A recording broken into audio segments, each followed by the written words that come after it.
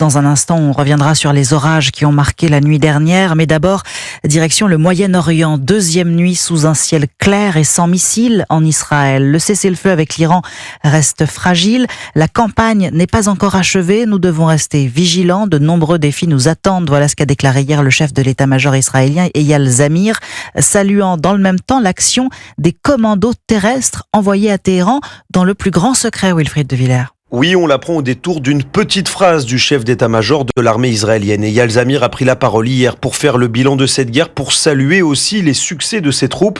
Et il affirme, c'est le premier à le faire, que des commandos terrestres ont bien été déployés en Iran. Ces forces sont opérées en profondeur en territoire ennemi et nous ont accordé une liberté d'action opérationnelle.